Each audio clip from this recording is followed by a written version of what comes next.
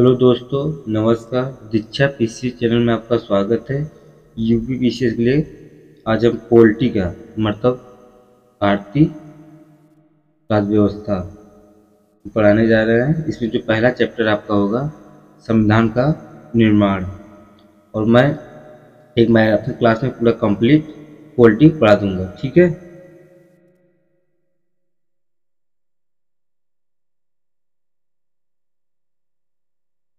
अब आता है आपका संविधान का निर्माण। पहला चैप्टर आपका है संविधान का निर्माण। संविधान सभा की मांग में क्या क्या है? किसी भी स्वतंत्र राष्ट्र की शासन व्यवस्था को सुचारू रूप से चलाने के लिए दिशा निर्देशों की आवश्यकता होती है, और इन दिशा निर्देशों का स्रोत उस उद्देश्य का संविधान होता है। यदि भारत का संदर्भ में देखें तो भारतीय संविधान न तो किसी सहयोग की उत्पत्ति है और न ही क्रमिक विकास का परिणाम है। दूसरा आपका है भारतीय संविधान की संरचना एक संविधान निर्मात्री या निर्मात्री सभा द्वारा 2 वर्ष 11 महीने और 18 दिन में विचार विमर्श के उपरांत की गई थी। एग्जाम में पूछता भी है कि कितने दिन में कंप्लीट किया गया था संविधान, तो 2 वर्ष 11 महीने और 18 दिन में। उसके बाद इसे एक निश्चित तिथि 26 नवंबर 1949 को मिति मार्गशीर्ष शुक्ल सप्तमी वर्ष संवत 2006 विक्रमी को अंगीकृत अधिनियम और आत्मर्पित किया गया, और इसे एक निश्चित तिथि 26 जनवरी 1950 को पूरे देश में लागू किया गया था। संविधान सभा की मांग। भारत में स्वाधीनता की मांग में ही संविधान बनाने की मांग छिपी हुई थी, और 1895 ईस्वी में बाल गंगाधर तिलक के निर्देशन में तैयार किए गए स्वराज विधेयक में भारत के लिए संविधान बनाने हेतु एक संविधान सभा को गठित करने की मांग की गई थी। वर्ष 1922 में महात्मा गांधी ने अपने विचार प्रकट करते हुए कहा कि भारतीय संविधान भारतीयों की इच्छानुसार ही होगा। वर्ष 1924 में संविधान सभा का विचार सर्वप्रथम स्वराज पार्टी द्वारा किया गया था। वर्ष 1934 में संविधान सभा के गठन का विचार M.N. राय द्वारा रखा गया था। वर्ष 1935 में भारतीय राष्ट्रीय कांग्रेस द्वारा पहली बार भारत के संविधान का या संविधान के निर्माण हेतु आधिकारिक रूप से संविधान सभा के गठन की मांग की गई थी। वर्ष 1938 के कांग्रेस अधिवेशन में यह प्रस्ताव पारित किया गया कि एक स्वतंत्र देश के लिए संविधान निर्माण का एकमात्र तरीका संविधान सभा है। कांग्रेस अधिवेशन में महात्मा गांधी ने कहा था कि हम एक ऐसी संविधान सभा चाहते हैं जो भारतीय मस्तिष्क का वास्तविक दर्पण हो।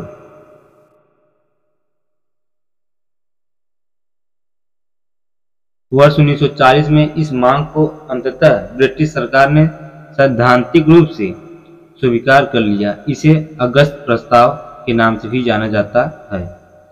वर्ष 1942 में कृषि योजना आया।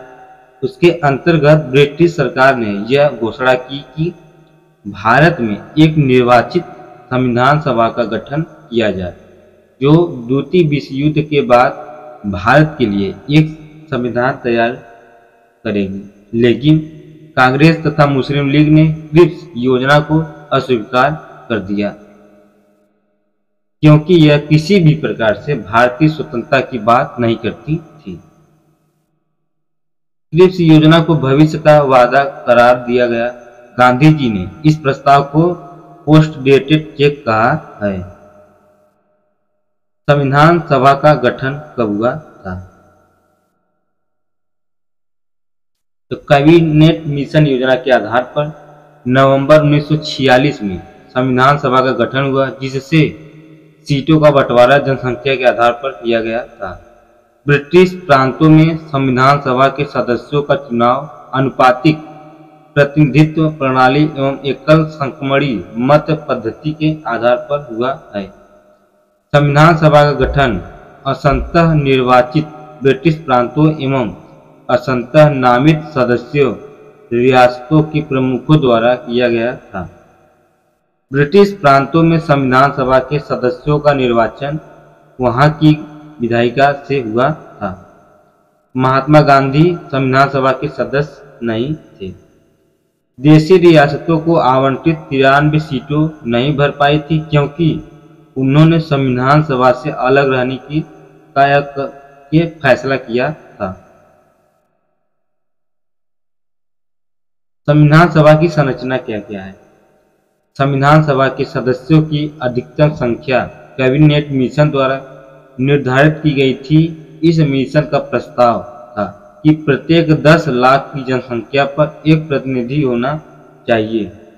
इस आधार पर संविधान सभा में कुल 389 सदस्य थे, जिनमें प्रांतों से 296 सदस्य एवं देशी रियासतों से 93 सदस्य हो सकते थे।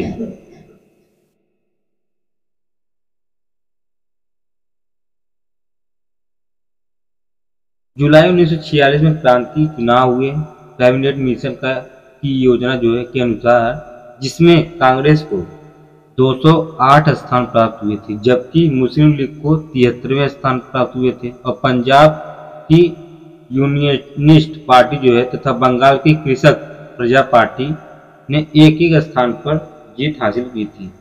संविधान सभा में दलीय स्थिति क्या क्या थी? दल एक साइड आपका स्थान, जिसे कांग्रेस 208, मुस्लिम लीग 73 है, यूनियनिस्ट पार्टी एक यूनियनिस्ट मुस्लिम पार्टी थी एक, वो भी जीता। कृषक प्रजा पार्टी एक, यूनियनिस्ट अनुसूचित जातियां एक सीट थी, अनुसूचित जाति परिसंघ का एक सीट, सिख गैर कांग्रेसी एक सीट था, साम्यवादी एक सीट, स्वतंत्र निर्दलीय 8 सीट थी। टोटल 296 सीटें थी।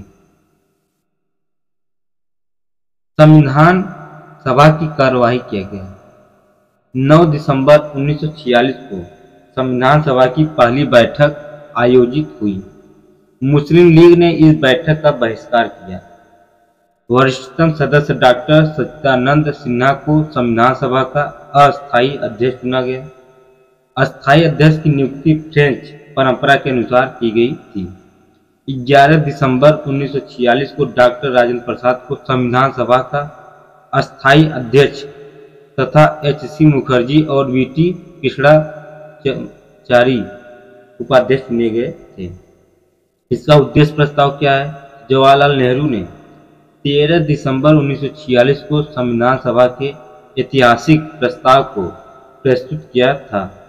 इसमें संविधान की संरचना के मूल तत्व और दर्शन निहित थे। इस प्रस्ताव को 22 जनवरी 1947 को संविधान सभा द्वारा स्वीकार किया गया था। वर्तमान में भारतीय संविधान के उद्देश्य का प्रेम्बल इसी उद्देश्य प्रस्ताव का संबोधित रूप है। भारतीय स्वतंत्रता अधिनियम 1947। देशी रियासतों और बचे हुए मुस्लिम लीग इंडियन डोमिनियन के सदस्य धीरे धीरे संविधान सभा से जुड़ने लगे थे।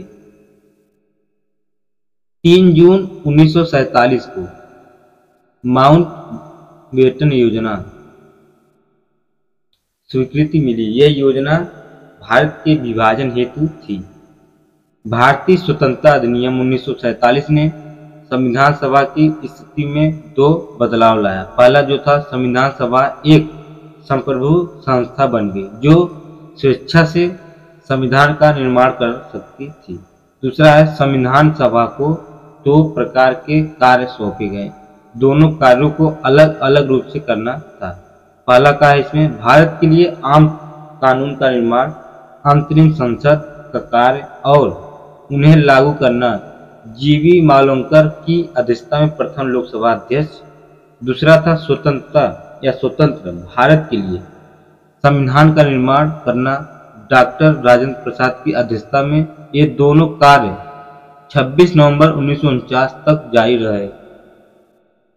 संविधान सभा ने मुस्लिम लीग के सदस्य अलग हो गए थे, इसलिए संविधान सभा की सदस्य संख्या 389 से घटकर 299 रह गई थी। संविधान सभा के कार्य, अन्य कार्य क्या है? तो संविधान सभा द्वारा मई 1949 में राष्ट्रमंडल में भारत की सदस्यता हेतु स्वीकृति प्रदान की गई। 22 जुलाई 1947 को राष्ट्रीय ध्वज को अपनाया गया। 26 जनवरी 1950 को राष्ट्रीय गीत और राष्ट्रीय गान को अपनाया गया था। और 26 जनवरी 1950 को डॉक्टर राजेंद्र प्रसाद को भारत के पहले राष्ट्रपति के रूप में चुना गया था, पूछता है।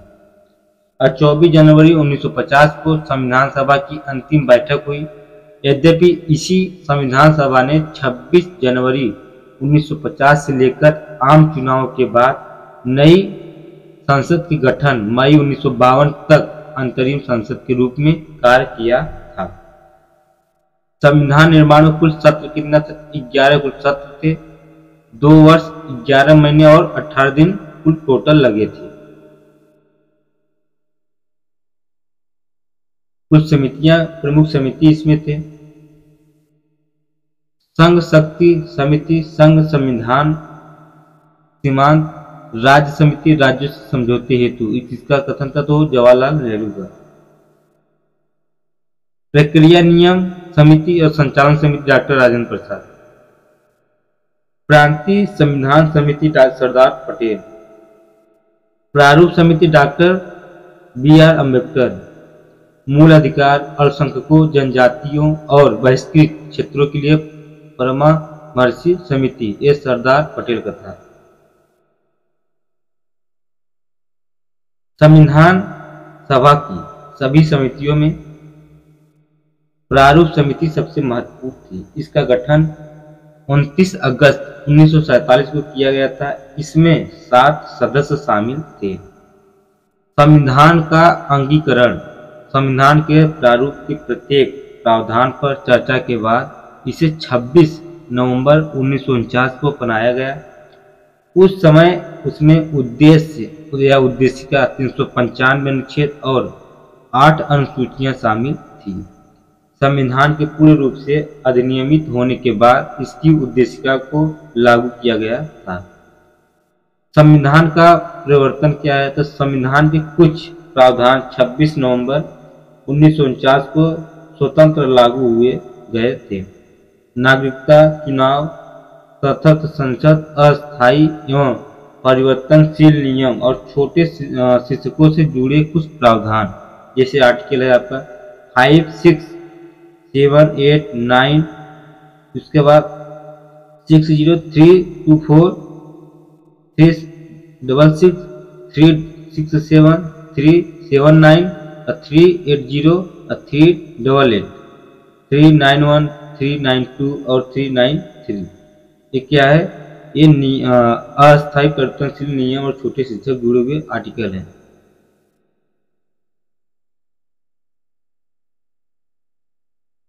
उसके बाद संविधान के शेष प्रावधान 26 जनवरी 1950 को लागू हुए थे, क्योंकि इसी दिन 26 जनवरी 1930 को पूर्ण स्वराज दिवस मनाया गया था। इस दिन को संविधान के प्रारूप के दिन था और गणतंत्र दिवस के रूप में मनाया जाता है। संविधान के लागू होने के बाद भारतीय स्वतंत्रता अधिनियम 1947 और भारत सरकार अधिनियम 1935 निरस्त हो गए थे। यद्यपि Abolition of Privy Council Jurisdiction Act 1949 लागू रहा है। कुछ अन्य महत्वपूर्ण तथ्य क्या है? संविधान सभा का चिन्ह क्या था? हाथी। सर BN राव संविधान सभा के संवैधानिक सलाहकार थे। HBR अयंगर जो है संविधान सभा के सचिव थे। SN मुखर्जी संविधान सभा के मुख्य प्रारूपकार थे। प्रेम बिहारी रायजादा संविधान के सुलेखक थे। नंदलाल बोस और BR सिन्हा द्वारा संविधान के मूल संस्करण का सौंदर्यीकरण व सजावट का कार्य किया गया था। वसंत कृष्ण वेद ने संविधान के मूल संस्करण का ही हिंदी सुलेखन किया था। अब अगला चैप्टर आपका है संविधान की प्रमुख विशेषताएं। अब इसमें क्या है आपका? भारत संविधान केवल एक संविधान नहीं है, वरन देश की संवैधानिक और प्रशासनिक पद्धति के महत्वपूर्ण पहलू से संबंधित एवं विस्तृत वैज्ञानिक संहिता भी है। भारत का संविधान अनेक दृष्टियों से एक अनुपम एवं व्यापक संविधान है। भारतीय संविधान में अनेक ऐसे विशिष्ट लक्षण हैं जो इसे विश्व के अन्य संविधान से पृथक पहचान प्रदान करते हैं। यहाँ प्रमुख विशेषताओं का अर्थ है मूल संरचना। मूल संरचना संविधान की वे उपबंध है जिनका संशोधन नहीं किया जा सकता है। यह सिद्धांत केशवानंद भारती बनाम केरल राज्य 1973 के मामले में सुप्रीम कोर्ट ने 13 सदस्यीय संविधान पीठ के द्वारा दिया गया था। ये पूछता कितने सदस्य थे, तो 13 सदस्यीय संविधान पीठ द्वारा। इनके अनुसार संसद द्वारा किसी भी स्थिति में संविधान की मूलभूत संरचना में बदलाव नहीं किया गया था।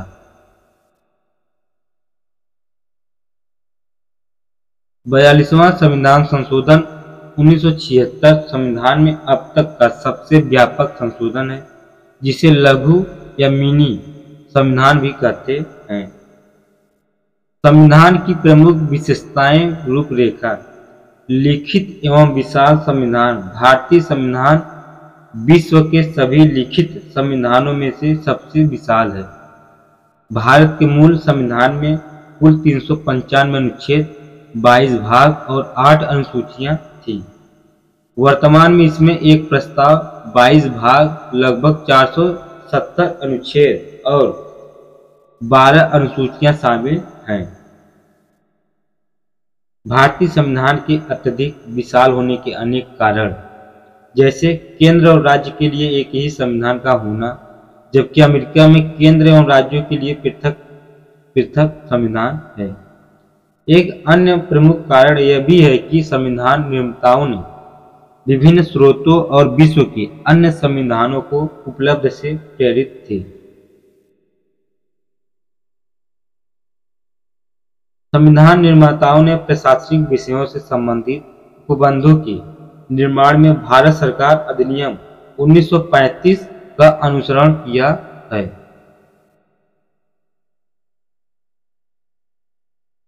संविधान के विभिन्न स्रोत क्या क्या हैं? पहला, भारतीय या भारत शासन अधिनियम 1935। संघीय तंत्र, राज्यपाल का कार्यालय, न्यायपालिका, लोक सेवा आयोग और प्रशासनिक विवरण किसमें आता है? भारत शासन अधिनियम 1935 में। ब्रिटेन का संविधान यहाँ से क्या लिया गया? जैसे संसदीय शासन पद्धति, विधि का शासन, एकल नागरिकता, मंत्रिमंडल मतलब कैबिनेट प्रणाली, संसद विशेषाधिकार, द्विसदनी प्रणाली और ऋण जारी करने का अधिकार। संयुक्त राज्य अमेरिका संविधान मतलब यूएसए, मौलिक अधिकार यहाँ लिया गया है। स्वतंत्र न्यायपालिका, राष्ट्रपति पर महाभियोग, न्यायिक समीक्षा, सर्वोच्च न्यायालय और उच्च न्यायालय के न्यायाधीशों के पद से हटाना और उपराष्ट्रपति का पद संविधान की सर्वोच्चता।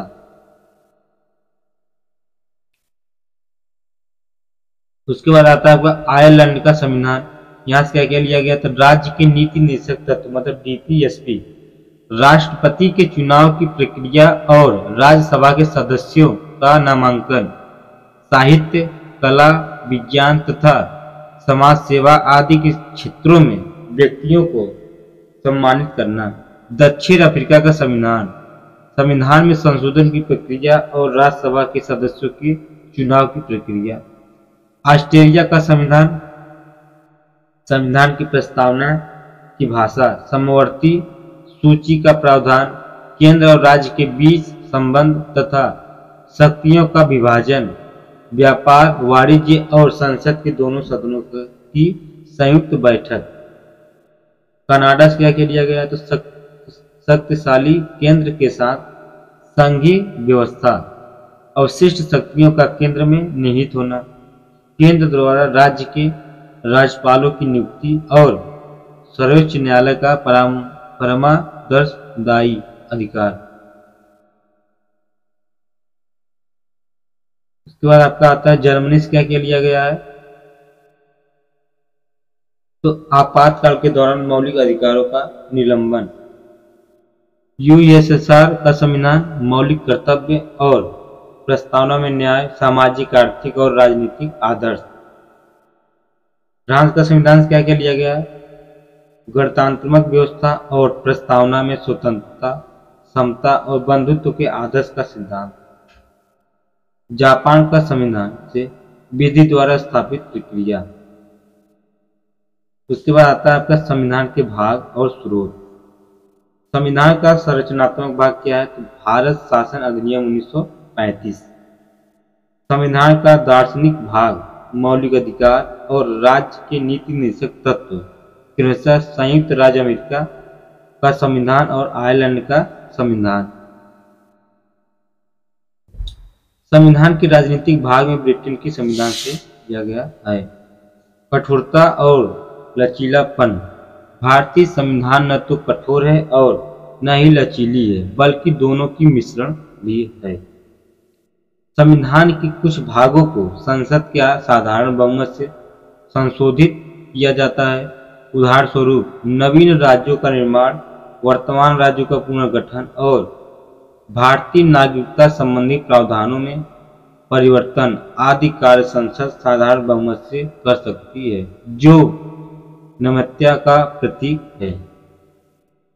वही दूसरी ओर अनुच्छेद 368 के अनुसार कुछ विषयों में संशोधन के लिए संसद के समस्त सदस्यों का बहुमत और उपस्थित सदस्यों का 2/3 बहुमत के अतिरिक्त कम से कम आधे राज्यों के विधानमंडलों का अनुसमर्थन भी आवश्यक है।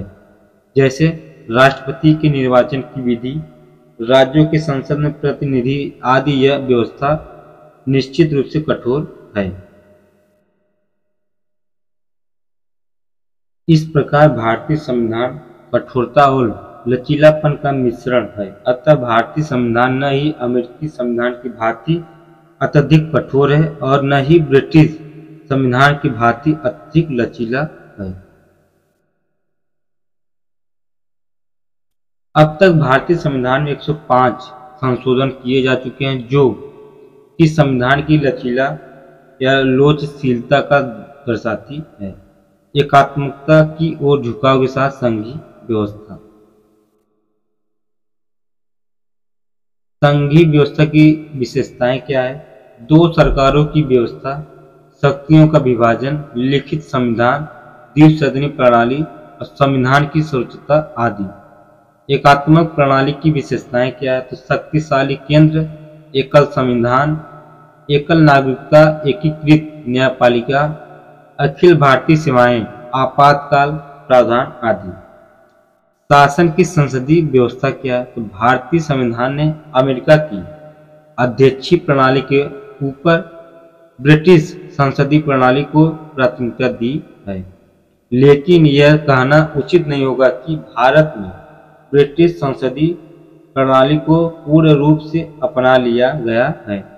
दोनों के संविधान में अनेक मूलभूत अंतर पाए जाते हैं। जैसे ब्रिटेन में वंशानुगत राजा होता है जो राजतंत्र को प्रदर्शित करता है, जबकि भारत निर्वाचित राष्ट्रपति वाला गणराज्य है।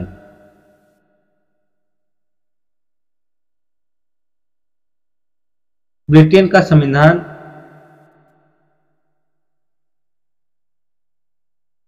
एकात्मक है, जबकि भारतीय संविधान अधिकांश संघीय है। ब्रिटेन का संविधान अलिखित है, जबकि भारत का संविधान लिखित है।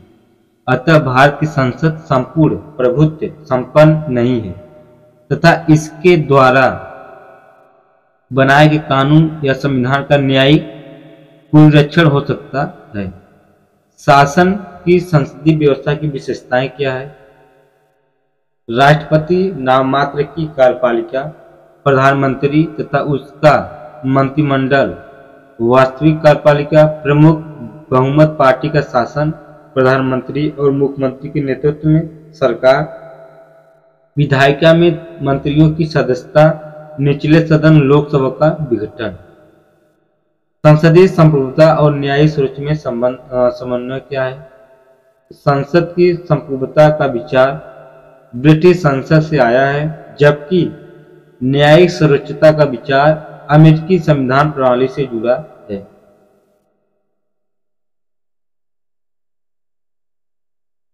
भारतीय संविधान निर्माताओं ने संसदीय संप्रभुता के ब्रिटिश सिद्धांत और न्यायिक सर्वोच्चता के अमेरिकी सिद्धांत के बीच एक उचित समन्वय की प्राथमिकता दी गई है। ब्रिटेन में व्यवस्थापिका संसद सर्वोच्च है। इसके द्वारा निर्मित किए गए कानून को किसी भी न्यायालय में चुनौती नहीं दी जा सकती। इसके विपरीत अमेरिका के संविधान में न्यायपालिका सर्वोच्च है और अतः न्यायालय संविधान का रक्षक और अभिभावक है, लेकिन भारतीय संसद तथा उच्चतम न्यायालय मतलब सुप्रीम कोर्ट दोनों ही अपने अपने क्षेत्र में सर्वोच्च हैं।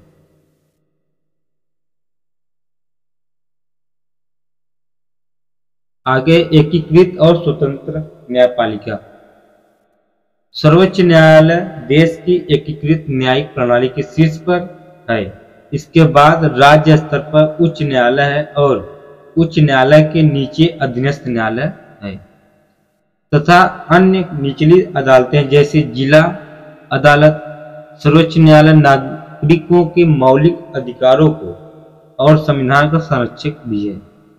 भारत के संविधान में एकात्मक और संघात्मक सरकार की व्यवस्था पाई जाती है। भारतीय संविधान में शासन की सुविधा के लिए देश को कई इकाइयों में बांट दिया गया है। केंद्रीय शासन और इकाइयों के बीच जो आपसी संबंध होता है उसी के अनुसार एकात्मक तथा संघात्मक सरकारों का निर्माण होता है। एकात्मक सरकार में राज्य की समस्त शासन शक्ति एक केंद्र में निहित रहती है। संपूर्ण देश के लिए एक कार्यपालिका, एक विधानपालिका और एक न्यायपालिका होती है। एकात्मक सरकार के समानांतर दूसरी व्यवस्था संघात्मक सरकार है, जिसमें राज्यों का एक संघी होता है। अतः भारतीय संविधान एक संघीय संविधान है क्योंकि यह दोहरे शासन तंत्र की स्थापना करता है। केंद्र में राष्ट्रीय सरकार है और उसके चारों ओर राज्य सरकारें हैं जिनसे भारतीय संघ का निर्माण होता है।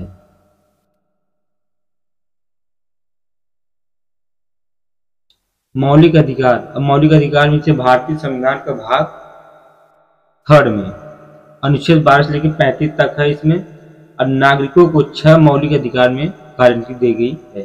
जैसे समानता का अधिकार आर्टिकल 14 से लेकर 18 तक, स्वतंत्रता का अधिकार 19 से लेकर 22 तक, शोषण के विरुद्ध अधिकार 23 से 24, धार्मिक स्वतंत्रता का अधिकार 25 से 28, संस्कृति और शिक्षा संबंधी अधिकार आर्टिकल 29 से 30, संवैधानिक उपचार का अधिकार ये आर्टिकल 32 में है। यहाँ से क्वेश्चन भी पूछता है। यदि किसी भारतीय नागरिक को मौलिक अधिकार का उल्लंघन किया जाता है तो अनुच्छेद 32 के अंतर्गत प्रत्येक नागरिक को यह अधिकार होता है कि वह अपने मौलिक अधिकार के उल्लंघन किए जाने पर सीधे उच्च न्यायालय या सर्वोच्च न्यायालय जा सकता है। सर्वोच्च न्यायालय या उच्च न्यायालय मौलिक अधिकारों को लागू करने के लिए सरकार को आदेश और निर्देश दे सकते हैं। न्यायालय कई प्रकार के विशेष आदेश जारी करते हैं जिन्हें प्रादेश या रिट कहते हैं, जो इस प्रकार है। जैसे पहला जो है आपका बंदी प्रत्यक्षीकरण।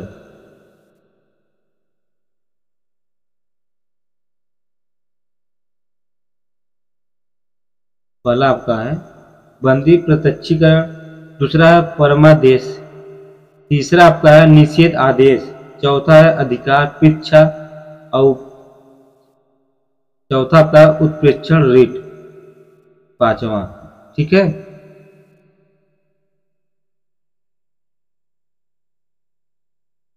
अब आपका आता है राज्य के नीति निर्देशक तत्व। राज्य के नीति निर्देशक तत्वों का अधिकार या भारतीय संविधान के भाग 4 में उल्लंघन या उल्लेख किया गया है कि राज्य के नीति निर्देशक तत्व मतलब डीपीएसपी सामाजिक और आर्थिक लोकतंत्र के आदर्शों को बढ़ावा देने के लिए यद्यपि मौलिक अधिकारों के विपरीत राज्य की नीति निषेध तत्व वाद योग्य नहीं है। इसका तात्पर्य यह है कि यह संविधान का एक ऐसा है जिन्हें न्यायपालिका द्वारा लागू नहीं कराया जा सकता। मेनवा मिल्स मामला कब आया था तो 1980 में। इस मामले में सुप्रीम कोर्ट ने कहा कि भारतीय संविधान की स्थापना मौलिक अधिकारों और डीपीएसपी के बीच संतुलन की आधारशिला पर की गई है। इसके बाद आता है मौलिक कर्तव्य। मौलिक कर्तव्यों को भारतीय संविधान में स्वर्ण सिंह समिति की सिफारिश के बाद वर्ष 1976 में जोड़ा गया था। 86वें संविधान संशोधन 2002 के बाद द्वारा एक और मौलिक कर्तव्य को जोड़ा गया है। मौलिक कर्तव्य को भी न्यायपालिका द्वारा लागू नहीं कराया जा सकता है। इसके बाद आता है धर्मनिरपेक्ष राज्य। संविधान में धर्मनिरपेक्ष राज्य की अवधारणा प्रस्तुत की गई थी कि धर्मनिरपेक्ष से तात्पर्य है कि राज्य का कोई धर्म नहीं होगा। राज्य की दृष्टि से सभी धर्म समान होंगे। अतः धर्मनिरपेक्ष राज्य किसी धर्म का विरोध नहीं करता है और न ही धर्म के प्रति उदासीन होता है, बल्कि धार्मिक मामलों में तटस्थता की नीति अपनाता है। भारत के संविधान में 42वें संविधान संशोधन 1976 द्वारा प्रस्तावना में धर्मनिरपेक्ष के स्थान पर पंथ निरपेक्ष शब्द को जोड़ा गया है, जिसका तात्पर्य है कि संविधान किसी पथ, जाति या संप्रदाय के आधार पर किसी के साथ भेदभाव नहीं करेगा। सार्वभौमिक वयस्क मताधिकार। 61वें संविधान संशोधन 1988 के द्वारा मतदान करने की उम्र को 21 वर्ष से घटाकर 18 वर्ष कर दिया गया था। इसमें आता है आपका एकल नागरिकता क्या क्या है। भारत का संविधान सभी नागरिकों भारत के लिए एकल नागरिकता की व्यवस्था करता है। इसके विपरीत अमेरिका में व्यक्ति के पास दो नागरिकता प्राप्त होते हैं, एक राष्ट्र की और दूसरी राज्य की। स्वतंत्र निकाय क्या है तो भारत में लोकतांत्रिक प्रणाली को मजबूत करने हेतु संविधान में कुछ स्वतंत्र निकायों की व्यवस्था की गई है। उदाहरण के लिए चुनाव आयोग, नियंत्रण और महालेखा परीक्षक, संघ लोक सेवा आयोग और राज्य लोक सेवा आयोग। इसके बाद आता है आपातकालीन प्रावधान। संविधान में 3 प्रकार के आपातकालों का उल्लेख किया गया है। पहला आपका है राष्ट्रीय आपातकाल, अनुच्छेद 352। दूसरा आपका राष्ट्रपति शासन, आर्टिकल 356 से, और वित्तीय आपातकाल, आर्टिकल 360। आपातकाल के दौरान संघीय संरचना बिना किसी औपचारिक संशोधन के विपरीत या परिवर्तित हो जाती है।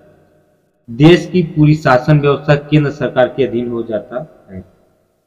त्रिस्तरीय सरकार क्या है तो 73वें तथा 74वें संवैधानिक संशोधन 1992 के माध्यम से देश में 3 सदस्यीय सरकार का प्रावधान किया गया है, जो विश्व के किसी भी संविधान में नहीं है।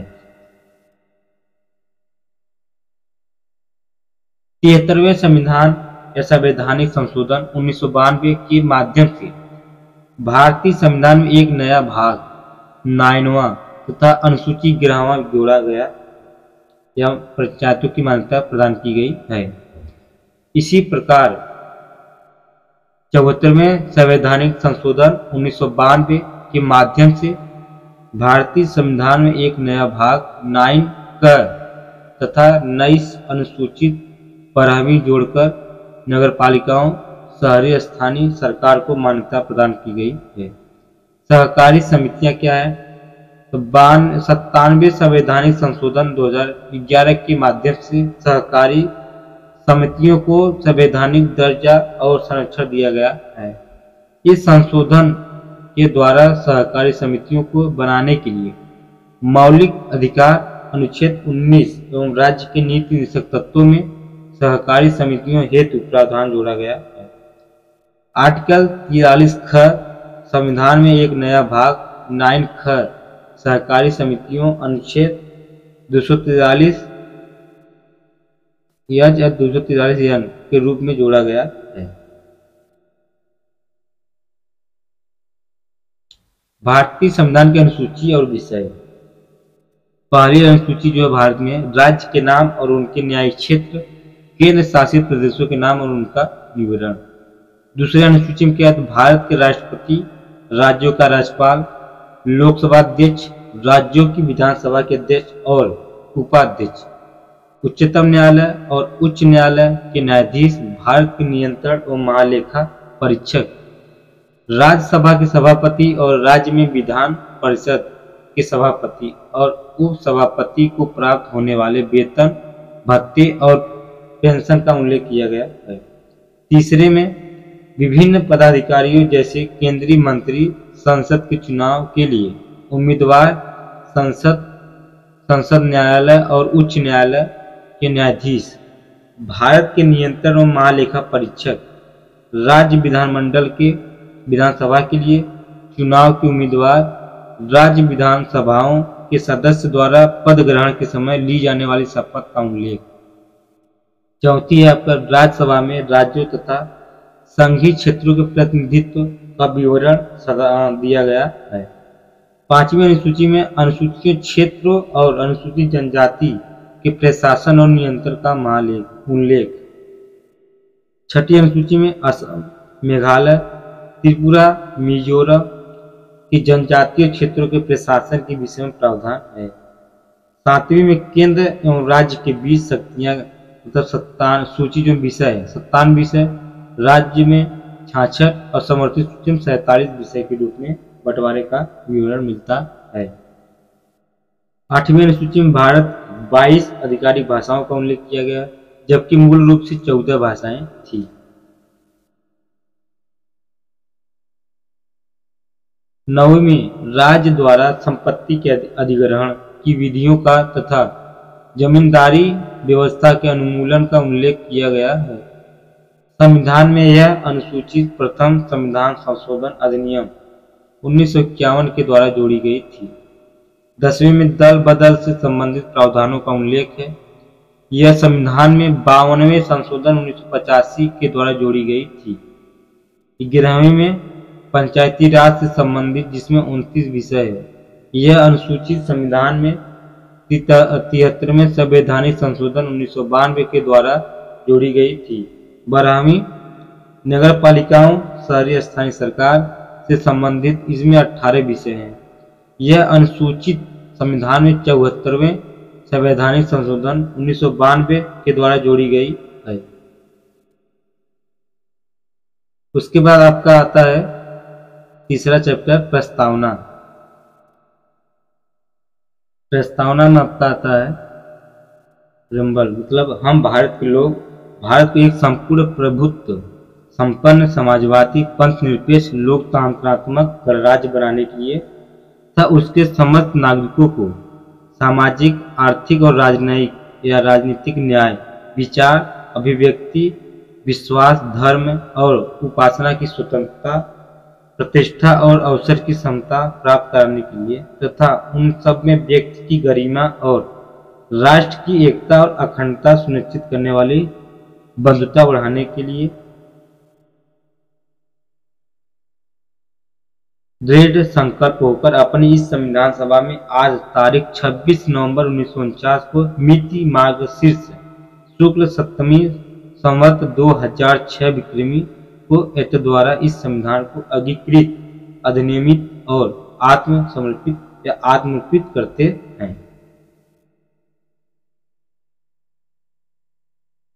विश्व में अमेरिकी संविधान पहला संविधान है जिसकी शुरुआत प्रस्तावना से हुई है। भारतीय संविधान की प्रस्तावना 13 दिसंबर 1946 को पंडित नेहरू द्वारा पेश किए गए उद्देश्य प्रस्ताव पर आधारित है, जिसे संविधान सभा ने 22 जनवरी 1947 को अपनाया गया था। 42वें संविधान संशोधन 1976 द्वारा अभी तक प्रस्तावना में एक ही बार संशोधन किया गया है। इस संशोधन में 3 शब्द जोड़े गए हैं: समाजवादी, पदनिरपेक्ष और अखंडता। इस संशोधन में तो 42वें संविधान संशोधन 1976 में प्रस्तावना में संविधान के मूल दर्शन के साथ साथ उन आधारभूत राजनीतिक, नैतिक और दार्शनिक मूल्यों को समाहित किया गया है जिन पर हमारा संविधान आधारित है। प्रस्तावना संविधान सभा के प्रगतिशील दृष्टिकोण और संविधान निर्माताओं के सपनों और आकांक्षाओं को प्रदर्शित करती है। प्रस्तावना न तो विधायिका की शक्ति का स्रोत है और न ही विधायिका की शक्तियों की प्रतिबंधित करती है। यह न तो वाद योग्य और न ही इसे न्यायालय द्वारा लागू किया जा सकता है।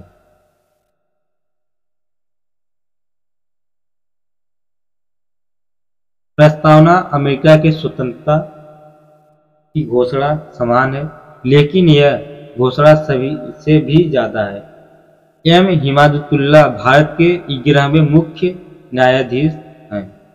संविधान के सभी भागों को पारित करने के बाद प्रस्तावना को पारित किया गया था ताकि यह संविधान के अनुरूप बन सके। संविधान की उद्देशिका यह बताती है कि संविधान किसके द्वारा, किसके लिए और कब बनाया गया था। प्रस्तावना को अध्ययन की दृष्टि से 4 भागों में विभाजित किया जा सकता है। पहला सत्ता के स्रोत, दूसरा राज्य एवं सरकार का स्वरूप, तीसरा शासन व्यवस्था का लक्ष्य, चौथा पर संविधान का अधिनियम। संविधान के स्रोत। संविधान की प्रस्तावना हम भारत के लोक शब्द से प्रारंभ होती है। हम भारत के लोक से तात्पर्य है कि संविधान का निर्माण भारत के लोगों के द्वारा और भारतीय लोगों के लिए किया गया है। यह लोकप्रिय प्रभुसत्ता की अवधारणा पर बल देता है। भारतीय संविधान का स्रोत जनता है और राजनीतिक सत्ता अंतिम रूप से जनता में निहित है। दूसरे शब्दों में जनता शासक भी है और शासित भी है।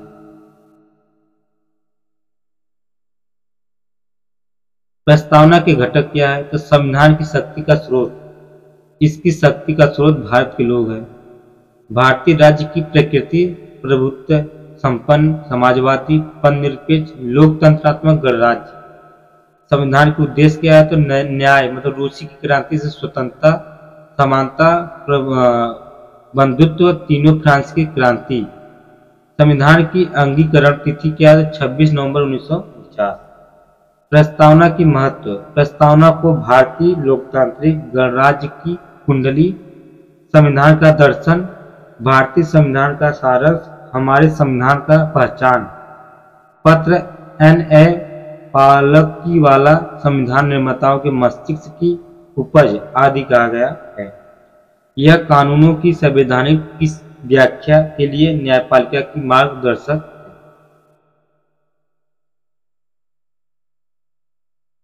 एकता और अखंडता ये क्या है? अखंडता शब्द संविधान के 42वें संविधान संशोधन अधिनियम 1976 द्वारा जोड़ा गया है, जो एकता शब्द है। भिन्न है। अखंडता से आशय भौगोलिक एकता से यह है कि अर्थात देश के क्षेत्र एक दूसरे से जुड़े हैं, जबकि एकता शब्द से तात्पर्य है देश के विभिन्न क्षेत्रों में रहने वाले विभिन्न भागों और जातियों के लोग आपस में प्रेम और सद्भाव पूर्वक रहे। प्रत्येक व्यक्ति को यह अनुभूति हो कि यह प्रभुत्ता संपन्न राज्य एवं अभिन्न इकाई है। प्रस्तावना के प्रमुख या प्रस्तावना के मुख्य शब्द और उनका भावार्थ। संपूर्णता। यह शब्द इस बात का बोध कराता है कि भारत एक संपूर्ण स्वतंत्र राज्य है। भारत अपने बाह्य और आंतरिक दोनों रूप से या रूप से में पूरी तरह स्वतंत्र है।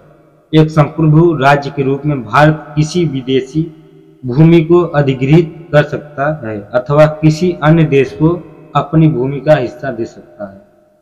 समाजवादी क्या है? तो 42वें संशोधन 1976 द्वारा जोड़ा गया है। समाजवादी अवधारणा निर्देशक तत्व अनुच्छेद 36 से 51 पहले से विद्यमान था, लेकिन 42वें संशोधन द्वारा इसका स्पष्ट उल्लेख कर दिया गया है। समाजवादी शब्द से तात्पर्य है कि संविधान ऐसी शासन व्यवस्था को सीमित करता है जिसमें उत्पादन के संशोधन का प्रयोग सामाजिक हित में किया जाएगा। भारतीय समाजवाद का झुकाव मार्क्सवाद और गांधीवाद की ओर अधिक है। लोकतांत्रिक समाजवाद एक मिश्रित आर्थिक मॉडल को अपनाया गया है जिसमें निजी और सार्वजनिक क्षेत्र का सह अस्तित्व होता है।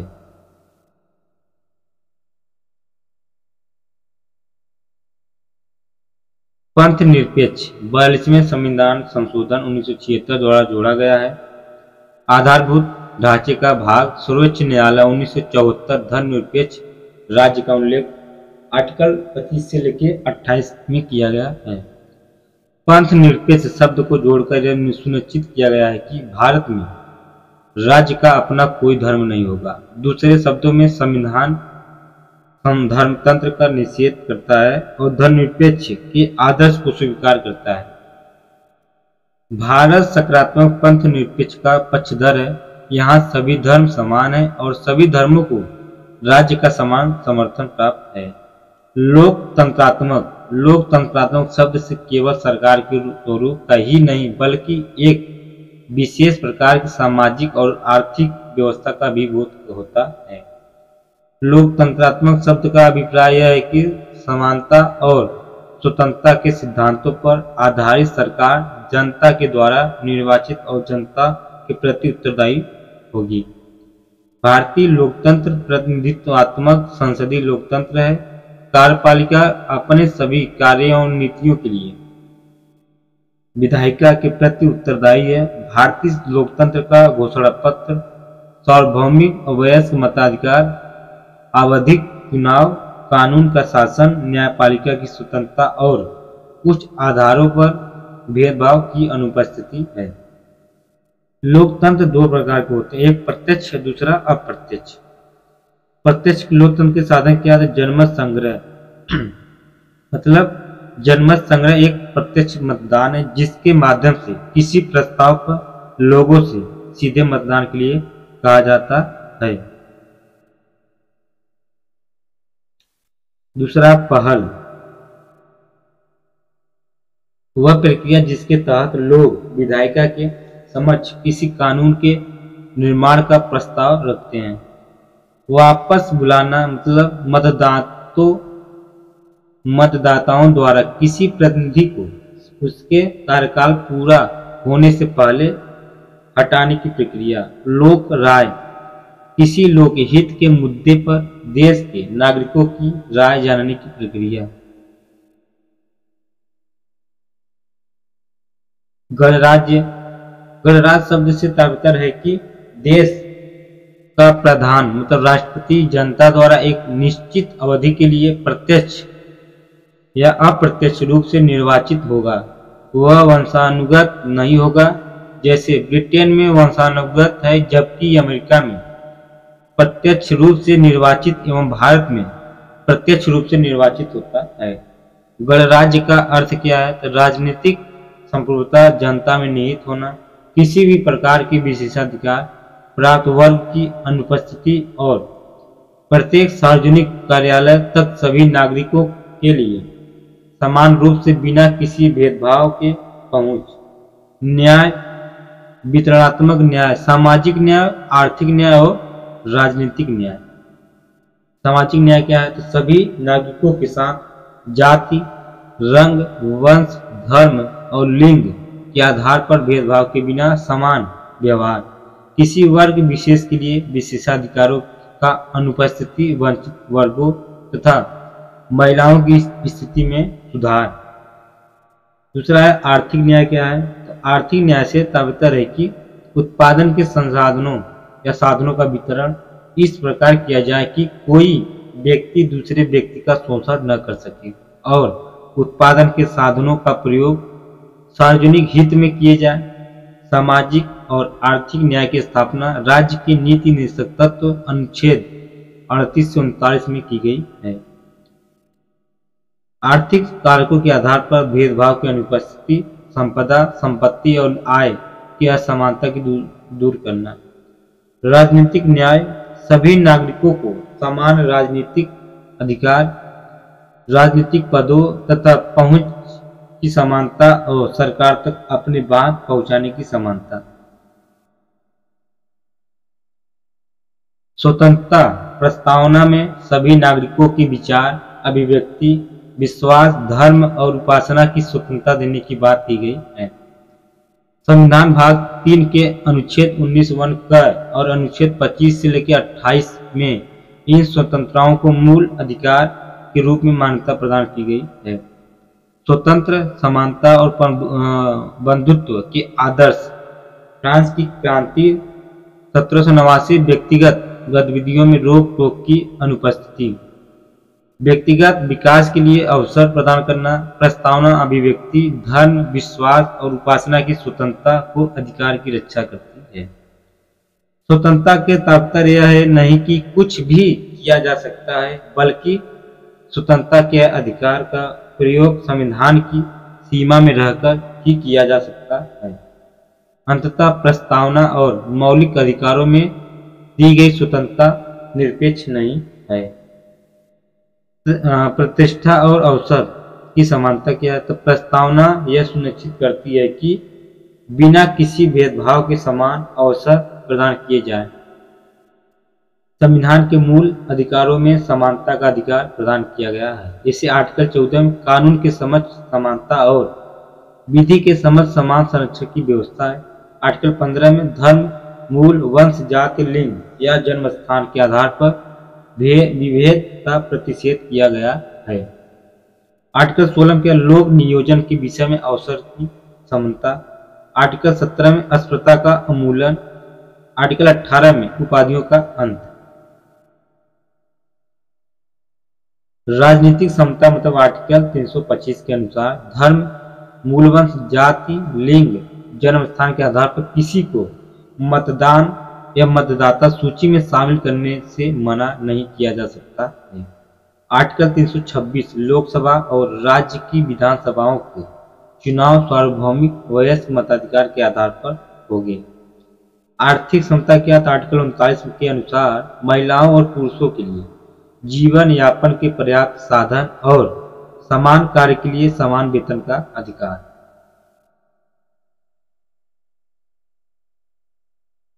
अगला है व्यक्ति की गरिमा, राष्ट्र की एकता और अखंडता, बंधुत्व। प्रस्तावना की इन व्यक्तियों या पंक्तियों में दो प्रमुख लक्ष्य रखे गए हैं। राष्ट्र की एकता तथा अखंडता, इनकी प्राप्ति के लिए दो आदर्शों व्यक्ति की गरिमा तथा बंधुत्व का उल्लेख किया गया है। वास्तव में ये चारों अवधारणाएं एक दूसरे की संपूरक हैं। भाईचारे की भावना को प्रोत्साहित करने के लिए एकल नागरिकता का प्रावधान किया गया। पृथक पृथक नागरिकता नहीं है। आर्टिकल 51 का में मूल कर्तव्य है। प्रत्येक नागरिक का कर्तव्य है कि वह धार्मिक, भाषाई, क्षेत्रीय अथवा वर्ग विविधताओं से हटकर सौहार्द और आपसी भाईचारे की भावना का प्रोत्साहित करे। व्यक्ति की गरिमा शब्द का आशय है कि राज्य का व्यक्ति मुख्य है, अर्थात यह सर्वाधिक राज्य का निषेध करता है। इस विचार के अनुसार राज्य व्यक्ति के लिए है, न कि व्यक्ति राज्य के लिए। यदि व्यक्ति की गरिमा शब्द हीगल के उस सिद्धांत का खंडन करता है कि राज्य एक अलौकिक शक्ति है जिसका लक्ष्य व्यक्ति के स्वतंत्र रहकर अपने अस्तित्व को बनाए रखता है। व्यक्ति की गरिमा को मौलिक अधिकार की नीति, निष्पक्षता और मौलिक कर्तव्यों के माध्यम से सुनिश्चित किया गया है। त्रय योजना स्वतंत्रता, समानता, बंधुत्व, सामाजिक लोकतंत्र। उपयुक्त तीनों का संयोजक एक ऐसे यंत्र का निर्माण करता है जिसमें से यदि किसी एक की भी हानि होती है तो यह लोकतंत्र के उद्देश्य को ही नष्ट कर देता है। समता के बिना स्वतंत्रता अन्य कुछ लोगों के वर्चस्व का निर्माण करेगी। स्वतंत्रता के बिना समता व्यक्तिगत पहचान में बाधक है। प्रस्तावना संबंधित सर्वोच्च न्यायालय के बाद बेरुवारी संघवाद 1960, इसमें सर्वोच्च या सुप्रीम कोर्ट का न्यायालय का जो निर्णय है क्या है। तो प्रस्तावना संविधान में निहित सामान्य प्रयोजनों को दर्शाते हैं। अनुच्छेदों में प्रयुक्त इसके शब्दों के अनेक अर्थ निकलते हैं। संविधान की व्याख्या करते समय इसकी सहायता ली जा सकती है। सर्वोच्च न्यायालय ने कहा कि प्रस्तावना संविधान का भाग नहीं है। केशवानंद भारतीवाद 1973, इसमें प्रस्तावना संविधान का भाग है माना है। LIC ऑफ इंडिया वाद 1995, सर्वोच्च न्यायालय ने पुनः माना कि प्रस्तावना संविधान का अभिन्न अंग है। प्रस्तावना में संशोधन, प्रस्तावना में संशोधन किया जा सकता है या नहीं, इसका निर्णय पहली बार केशवानंद भारतीवाद 1973 में हुआ था। अब तक प्रस्तावना में केवल एक ही बार संशोधन हुआ है। 42वें संविधान संशोधन 1976 के तहत प्रस्तावना में संशोधन किया गया था, जिसमें 3 नए शब्द जोड़े गए थे। समाजवादी, पदनिरपेक्ष और अखंडता जोड़ा गया था। सर्वोच्च न्यायालय ने बेरुबारी संघवाद 1960 में दिए गए अपने निर्णय को परिवर्तित करते हुए प्रस्तावना को संविधान का अभिन्न हिस्सा माना और कहा कि इसे अनुच्छेद 368 के तहत संशोधन किया जा सकता है। साथ ही न्यायालय ने यह भी कहा कि ऐसे संशोधन में संविधान के मूल ढांचे में संशोधन नहीं किया जाना चाहिए। तो दोस्तों, अब यही आपका हम पहला पार्ट जो है आपका पढ़ा चुके हैं। अब दूसरे पार्ट में आपका हम पोलिटी लाएंगे। ठीक है, दूसरे पार्ट में जो चैप्टर आपका होगा वो है आपका संघ एवं इसके क्षेत्र, चौथा चैप्टर रहेगा। ठीक है, ये वीडियो आपको अच्छा लगे तो लाइक और सब्सक्राइब जरूर करना। जो भी सुझाव आप शेयर कर सकते हैं। धन्यवाद।